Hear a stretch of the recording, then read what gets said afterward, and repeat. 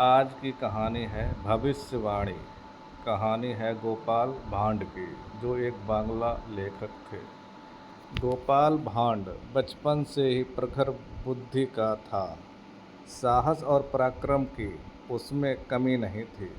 दीन दुखियों को देखकर द्रवित हो जाना और उसकी सहायता के लिए तत्पर हो जाना उसका स्वभाव था। एक बार गोपाल को उसकी माँ मेला घुमाने के लिए ले गईं। गोपाल गांव से पहली बार बाहर निकला था। उसे अनेक ऐसी चीज़ें देखने को मिलीं जिन्हें उसने पहले कभी नहीं देखा था।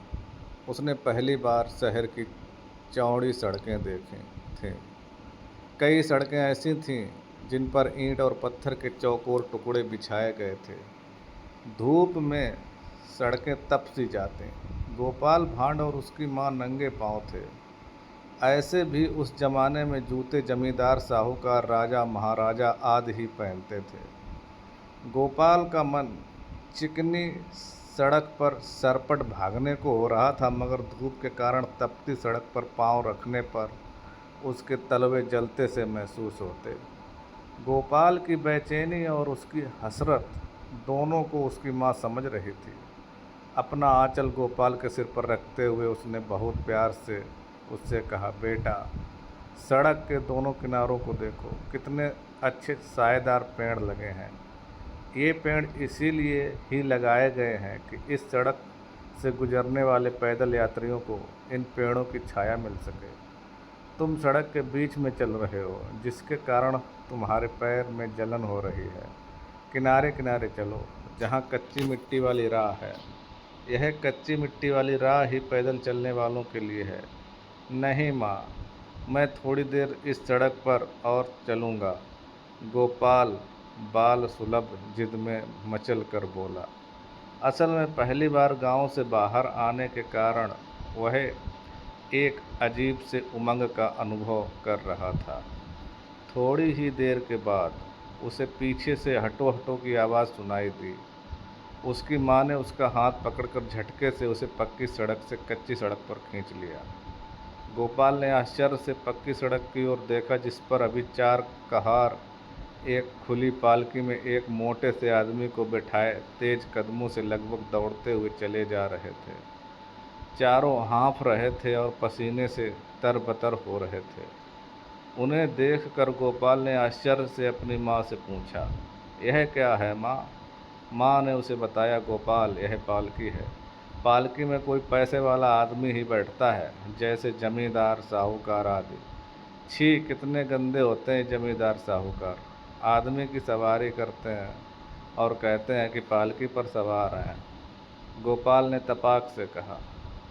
उसकी माँ अपने बेटे की बात सुनकर दंग रह गई और इधर उधर देखने लगी कि कहीं किसी ने उसकी बातें सुन तो ना ली। चुप रहे गोपाल, ऐसे नहीं बोलते। जो लोग पालकी उठाए हुए हैं वे मुफ्त में थोड़ी ही ना पालकी उठाकर दौड़ रहे हैं। इन्हें इस काम के लिए मेहनताना भी तो मिलेगा। यही इनकी आजीविका का साधन है, यही इनका काम है। माँ ने गोपाल को समझाया, मगर गोपाल को माँ की बात से कोई संतुष्टि नहीं हुई। उसने फिर से कहा, लेकिन माँ, ये कुछ और भी तो कर सकते थे। यदि आदमी को जानवर की तरह इस्तेमाल करने की प्रवृत्ति ना होती। चुप रहे, माँ ने गोपाल को झिड़क दिया। 1.5 बित्ता का है, अभी से इतनी बड़ी बड़ी बातें करता है। गोपाल रुआसा होकर चुप हो गया, मगर उसकी भावुक मन में 4 आदमियों के कंधे पर सवार मोटे इंसान की छवि बार बार कौंध रही थी।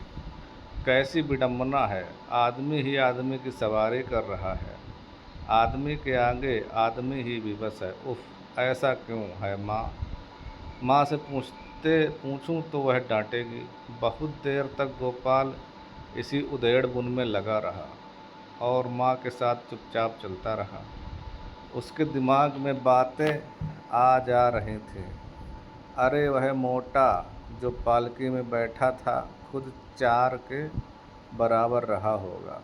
उसे ढोने वाले मजदूर तो बेचारे दुबले पतले थे, पसीने से नहाए हांफते कांपते बड़े जा रहे थे। उनकी यह हालत क्या उस मोटे को दिखाई नहीं दे रही थी? गोपाल के बाल मन में इस तरह के भाव आ रहे थे। माँ के साथ चलता गोपाल देर तक इसी बिंदु पर सोचता रहा और स्वगत ढंग से खुद को समझाया कि जब मैं बड़ा हो जाऊंगा तब ऐसी दुनिया बनाऊंगा जिसमें आदमी की सवारी आदमी नहीं करेगा। यह विचार आते ही गोपाल आश्वस्त सा हो गया और फिर शहर के मंजर में उसका मन रमने लगा। शहर करीब आने पर इस पक्की सड़क से इक्का दुक्का घुड़सवार भी गुजरते दिखे। उन्हें देखकर गोपाल को बहुत आनंद आता और मन ही मन सोचता कि जब वह बड़ा हो जाएगा तो वह भी घोड़े पर बैठेगा, लाल नहीं सफ़ेद घोड़े पर। सफ़ेद घोड़ा कितना अच्छा लगता है। एक बार रामदीन की बहन की शादी में गांव में भी तो आया था सफ़ेद घोड़ा। इसी घोड़ा घोड़ा नहीं सफ़ेद घोड़ी जिस पर दूल्हा सवार था। अचानक गोपाल ने माँ से पूछा, माँ मेले में घोड़ा भी होगा ना? हाँ बेटा, घोड़ा भी होगा और हाथी भी, गाय और बैल भी, कबूतर तोता मैना भी, उसकी माँ ने उसे लाड़ से डूबी आवाज़ में कहा। दरअसल गोपाल को झिड़कने के बाद से वह भी अफसोस कर रही थी कि बेकार डांट दिया बच्चे को। ठीक ही तो कह रहा था, मगर ना डांटती तो ऐसी बात करने की उसे आदत पड़ जाती। ज़माना ख़राब है, कहीं किसी बड़े आदमी के कान में उसकी बातें पड़ जाएं तो राम ना करे कि कभी ऐसा हो। ये बड़े लोग होते हैं, बड़े अजीब हैं, चिकनी चुपड़ी बतियाएंगे मगर इनकी भ्रकुटी तनते देर नहीं लगती। जब तक बेगार करते रहो तब तक मेहरबान दिखेंगे, काम निकल जाए तब फिर तू कौन और मैं कौन पहचानने तक से कर देते हैं इनकार। बड़े तोता चश्म होते हैं ये बड़े लोग, चाहे जमींदार हों चाहे साहूकार। देर तक यही सब सोचती चलती रही थी गोपाल की माँ। जब गोपाल ने उससे सवाल किया तो उसकी तंद्रा टूटी। शाम होने के पहले ही दोनों माँ बेटे मेला स्थल तक पहुँच गए।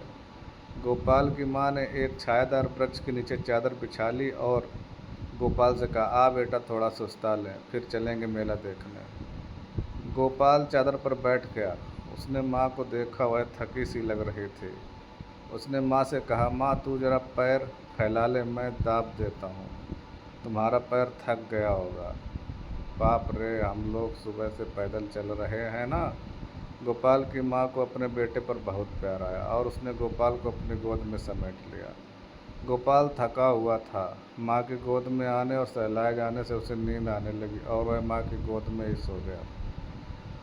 गोपाल की माँ भी थकान मिटाने के लिए बेटे को गोद में चिपकाए वहीं लेट गई। थोड़ी ही देर में उसे भी नींद आ गई। एक अजीब से शोर से के कारण उन दोनों की नींद खुल गई। शोर का कारण समझने के लिए गोपाल की माँ ने सड़क के दोनों ओर देखा।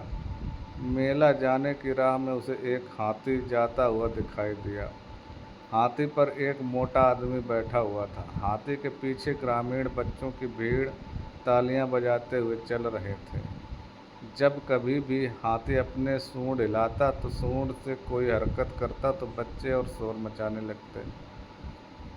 बच्चों के मुंह से हर्षातिरेक में निकलने वाली आवाज़ों से पैदा हुए शोर के कारण ही उनकी नींद खुली थी। गोपाल ने भी हाथी की ओर देखा मगर उनींदा होने के कारण उसमें उसने कोई रुचि नहीं ली। अपनी माँ की गोद में सिर रखकर फिर लेट गया। गोपाल की माँ उसके सिर पर हाथ फेर रही थी। थोड़ी देर के बाद उसने बहुत प्यार से गोपाल से पूछा, बेटा रोटी खाएगा? एक रोटी खा ले, भूख लगी होगी तुझे। भूख लगी है ना? हाँ माँ, गोपाल ने कहा। गोपाल की माँ ने झोले से एक मसालेदार रोटी निकालकर गोपाल के हाथों में थमा दी और एक रोटी लेकर खुद भी खाने लगी। रोटी खा चुकने के बाद गोपाल ने कहा, माँ पानी? गोपाल की माँ ने कहा, चल बेटा, अब रास्ते में कहीं पानी मिल जाएगा, इतना बड़ा मेला है तो वहाँ प्याऊ भी तो होगा। रास्ते में ना मिला तो मेले में मिल जाएगा। मेला का नाम सुनते ही गोपाल में फिर बाल सुलभ उत्सुकता पैदा हो गई। वह प्यास भूल गया और माँ के साथ मेले की ओर बढ़ने लगा।